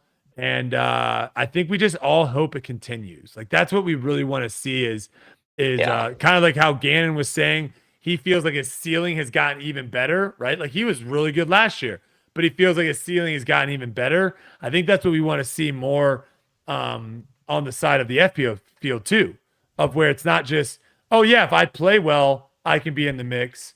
More of like, I'm going to be playing well 8 out of the next 10 events. Like, seeing if we could see like a Paige Pierce, Evelina, Holland, Ella, Kristen, Own, like a tournament where they're all playing well, that would be awesome. It feels like a lot of times we get tournaments where it's like 1 or 2 are playing well, and then someone like plays really bad on the final day and the other one wins. It was good to see, and I was curious. I watched the final round because I was like, okay, how she's going to do under the pressure. It's been a long time since she's been in this position, and she's been playing like not very good leading up to it. So is she going to have another one of those like iffy rounds where she's bogeying, throwing bad up shots, missing her putts? Nope, locked in, got the job done. Yeah, very good. Got another Sports Center top 10 play. Anakin threw in, made an ace on hole 16, made Sports Center top 10, and they still kind of threw a little jab, a little joke in there, but I think it was a lot better than the last time when Nicholas made it. So, right. But hey, Americans, what are we doing? Someone's got to make top 10. What are we doing? Europeans are taking over the Sports Center top 10. Speaking of another non-American, Canadian Sophia Danecki. Am I saying that right? Danecki? Sounds right. Is this a new potential face on the FPO tour? I think so. I was talking to Sexton before the tournament even started, and he had mentioned like she's going to play good here. So it wasn't like just like nobody's ever heard of her type thing. A couple people have seen her play, and she looked good. But is this going to be okay, if you had to pick one way or the other, are you going, yes, she's going to be like a Holland, Ella, someone that's like is kind of always in the mix or at least has the chance? Or is it potentially like this is a Sayananda of where Sayananda wins Texas State's? We're all like, who the heck is this person? Her game looks incredible. And we all are thinking like she's going to be the next person to challenge Krista Tatar. And she hasn't played poorly this year. It's just she hasn't lived up to, I think, what a lot of people have these lofty expectations. And we do that, right? When we see someone new, we're all of a sudden like, holy cow, who the heck is this person? So where are you feeling with this person's game? Yeah, she's going to be good. I think top 10 machine. Okay. Yeah.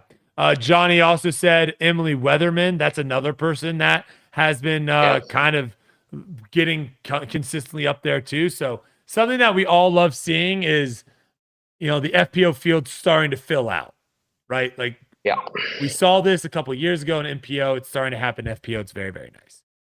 All right, let's go to some EDWIN stats here. EDWIN stats. The purse this year actually dropped a little bit. It dropped 6% to 108,294. That can be a lot of different things, right? They might have had to charge more depending on the week for the golf course. There could be a lot of things, but obviously we all want to see purses trend upwards, not downwards. So we'll keep an eye on that going into next year. This was the 11th hardest event. It played just behind Music City Open and Open at Austin. What else here? Gannon's birdie rate of 50% was 10% higher than second ranked birdie rate, which was Cole, Ezra, and Ricky. This was also the largest margin of victory win since Macbeth won MVP Open in 2019. This gives Gannon 6 elite and major wins since 2022, tying Ricky Wysocki and just one behind Simon and Calvin. Wow, I did not know that. So he has, he has the second most wins since 2022. Did not know that. Let's see here. What else do I want to point out from this? These are some interesting statistics here.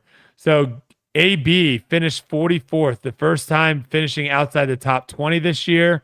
Also, we kind of mentioned this. His final round was +8, which was one off his worst round of his career. Yuli finished top 10, his best finish since 2023 Idlewild. And you still hold a significant lead in Circle 1X putting at 93.02%. And I finished 4th at Copenhagen, which technically counts. You can take that up with Edwin. And then Cole. I don't need to. It's an elite series. I get the same points. Cole is 48th place going into round 2 and finishing second. So kind of like what you were saying out there. Right. Just an absolute insane Insane last 3 rounds there from Cole. All right. Wild story of the week here. This comes from Michael. He said, if you guys have a wild story, send it into wildstorytour@gmail.com. I've been playing golf for a very long time now. I say that, but I'm only 25. My dad introduced me when I was 13 or 14 years old. It was never something I really played. It was always something I went out and played with my dad and his friends. This particular day, we were at Will Rogers Golf Course in Oklahoma City, right across the street from the disc golf course in the police department, one of the many in Oklahoma City. It's now shut down and they use the building for storage, but on this day it was full in use. While we were throwing on hole 5, two men in orange jumpsuits and handcuffs both come running out of the police department across our fairway, up the hill, across the parking lot of the park and into the creek, almost out of the park and into the nearby neighborhood. My dad and his friends look at each other and take off after the escaped inmates. Now, I'm 13 years old at the time. I'm trying to keep up with the adults, and sure enough, they caught both of them. It took the police 20 minutes to show up. This is one of my favorite stories to tell, and I tell it often. Michael Bush. So he was in like a serious, like, what do they call that? Escape? No, they don't call that an escape. They call that a prison break? Prison break? Something like that. Yuli's muted? No. Oh. This makes me think of Alcatraz real quick. What's your stance on Alcatraz? Do you think the people that escaped Alcatraz, do you think they survived or they died? Someone survived. Someone had to have. I think so too. Because they always were on the stance of like it's impossible to survive. The water's too cold. It's shark infested. There's 100% someone survived. 100%. Gotta. And hopefully they come out and write a book or something. I'm the sole survivor. But if you have a crazy story like that and you want to hear it told on Tour Life, send it in to our intern David at WildStoryTour@gmail.com. All right, we're gonna open it up to chat. Our chat's been live tonight. We appreciate everyone that's here watching live with us tonight. If you're listening on Apple or Spotify, that's nice too. But try to jump in and live show. Any questions for chat that they want to throw my way, Yuli's way, or Silas's way, throw them in here now, and we'll answer a few. Or maybe Edwin. Maybe a little Edwin. We do have some Edwin. Yeah, if you want some Edwin questions too. I will be coming back at Des Moines. Will be when I will make my return. So I'm basically I just took 2 tournaments off. I just took off Portland Open and Beaver State Fling. Be safe. The Majestic. Okay. Be safe, Yuli and Brodie. Truly hope you guys stay healthy and keep performing. That's from Steven. Appreciate you. Daniel wants to know, Brodie, are you going to do more practice round videos with Ezra? 100%. Eric says, Gannon the Winter Soldier Buhr. Is that his nickname? Did you guys start calling him that? No, I've never called him that. Kind of a cool name with his last name being Buhr. Drew wants to know if you could get a mulligan on one. Ooh, this is a great question. If you get a mulligan on one shot in your career, Yuli, what would you pick? That's a great question.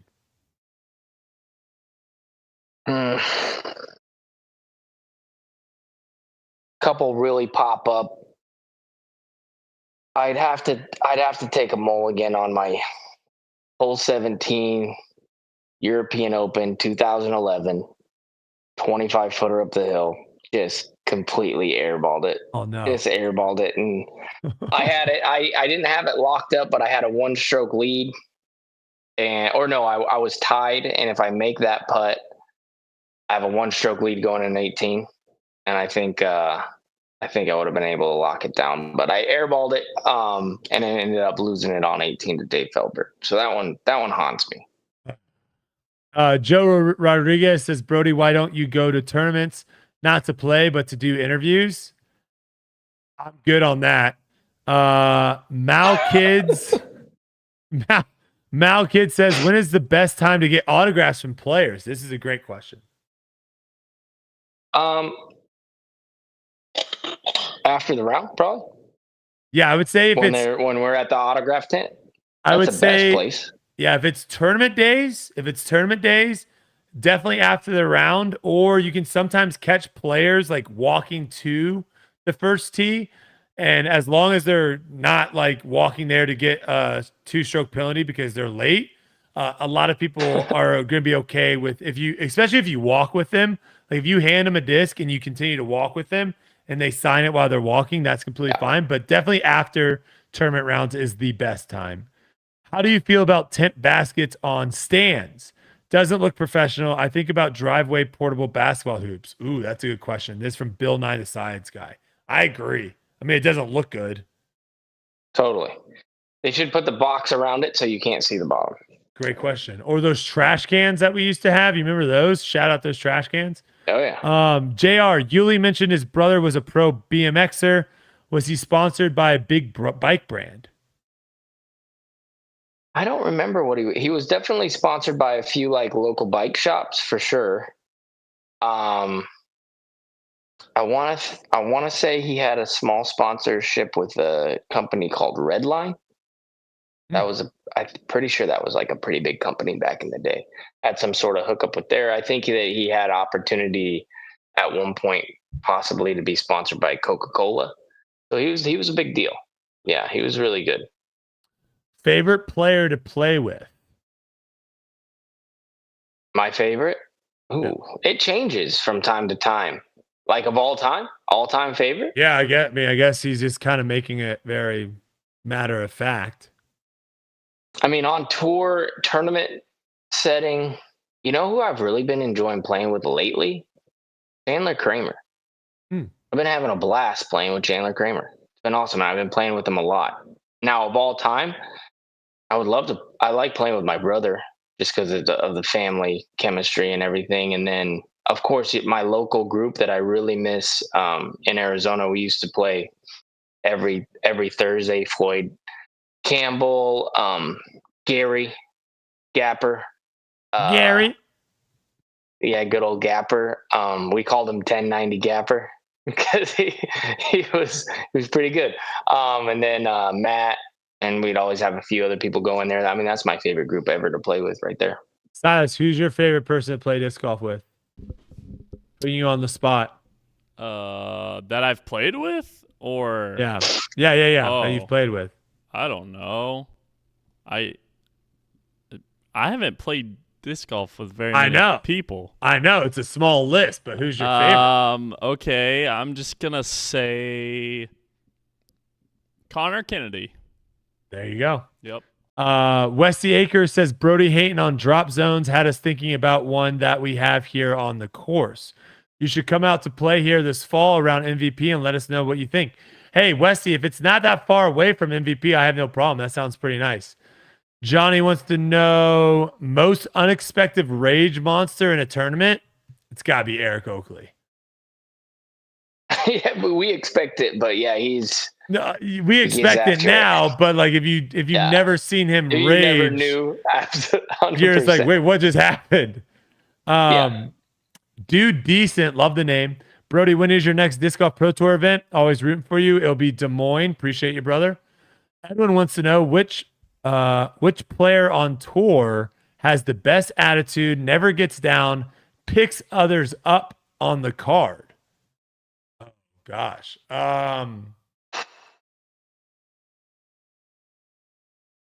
Wait, there is someone that does this. Me too. Let me think. Oh my gosh, who is this person? Why am I blanking on them? They're like always positive. We remember maybe the bad ones. Maybe like a Raven Newsom. Ones. Maybe like a Raven Newsom. Okay, Raven. Yeah, I like that call. Yeah, I gotta pick somebody now. I just there's so few and far in between that like who's like super positive out there. You know who I feel like is always kind of positive? Matty-O. Matty O's a good one too. Yeah. Even when he's like playing bad, he's still kind of just like. He kind of laughs about it, Yeah. And that's a good question. That's. Yeah. Let's see here. How do you think Nate will finish this weekend? Nate Doss. Mm-hmm. Dude, this course is tough, but here's what I'm thinking. I think the harder the better for him. Yeah, exactly. I think he's going to be able to stay away from the bogeys if he plays smart, which means I'm going to say he gets a top 40 finish. Pretty good. Pretty good. Steven says, I played the East Course Thursday. Absolutely loved it. Final day's coverage didn't look as bad as it really was out there. I watched Yuli play with CK soaked. Chandler Kramer. Drizzle wants to know, he's more of a comment, but Paige has beaten Kristen head-to-head in the past. Inaugural Champions Cup in 2022. Paige tracked her down on the 72nd hole after Kristen had led most of the way. Great finish. That is true, yeah.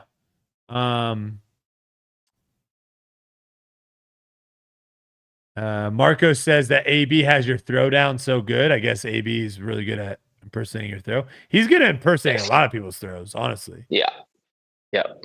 Let's see. What else? Brodie Smith and Paul Blueberry. All right. Oh, Zach Melton. Zach Melton's a good one when it comes to positive. James Conrad, that's another good one. Proctor, yeah, I'm starting to see some of these comments now. That would have helped, actually. Kayla Visca is a good one. Yeah. All right, last question here. It's going to be a rules question. Playing my local C tier this weekend, and we had a weather delay. Someone on another card told me I wasn't able to putt during the weather delay. He said we could only play catch. So,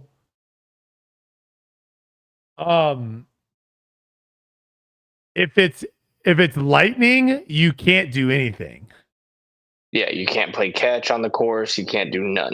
You can't do anything. If it's you can't do anything. Yeah, because the only other weather delay that we've ever had is wind. And that also was like you can't do anything because it's too dangerous with the limbs. So, yeah, if you're in a weather delay, you actually aren't allowed to putt, throw, or do any of that stuff. Play catch, straight to jail. But you get they normally give you like 10 or 15 minutes to re-warm up, I think. And then you can literally, if you wanted to, you could literally practice your putt that you're about to have like 15 times. Like you could literally just practice that exact putt. Yeah. And then they do what, like 2 minutes and then nothing and then play? Yes, sir. All right. That was fun. That was I like having everyone in the chat here. That was a good time. Too. We get a little bit more interaction there with everyone. And still shout out to all of our TLC people. The winners tonight for Edwin's trivia, which I believe was, what was it? Silas, was it like a Gannon Buhr disc, I think, or something, right? I'm not quite sure about the disc, but I know it was like an FD. It was about Gannon. I know that. Okay. The I think it was.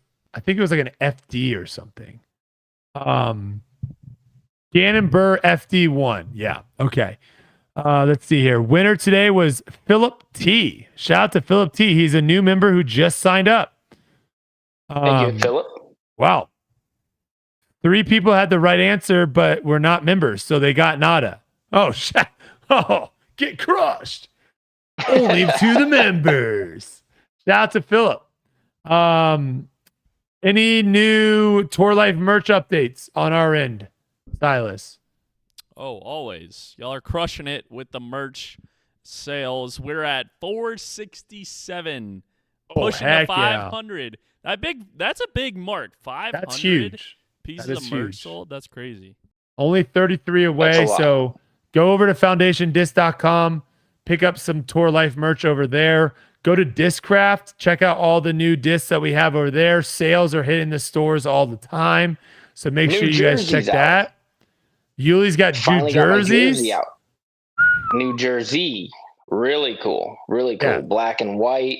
Ooh, Pretty love fly, that color. man. I'm gonna be sporting that for the first time. I was saving it for the final round this tournament, but then it was so rainy. Weather. Yeah. So it's gonna be coming out this tournament for sure. Oh, heck yeah. But we appreciate each and every one of you. This show was awesome. Shout out to our guest, Gannon. And we try to get more people on. We're kind of at the mercy of people that respond to us. So if you wanted to see some other people on the show, we didn't get a response. But we'll try maybe next week going into the Beaver State Fling. A lot of cool storylines going into this tournament.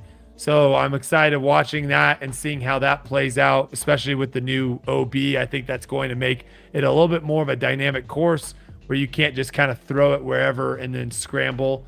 So that should be fun. And Yuli, yeah, good luck out there, brother. Thanks, man. Appreciate it. That was buddy. a fun one. Thank you guys so much. We'll see you guys next week.